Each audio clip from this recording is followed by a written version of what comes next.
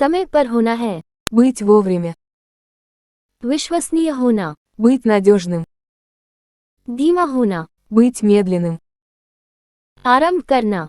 Начать. शुरू करने के लिए। Начать. समाप्ति को। Прекратить. जारी रखने के लिए। Продолжать.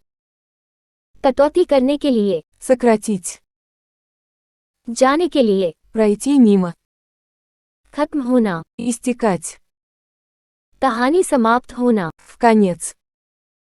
बार बार घटित होना। Происходить неоднократно.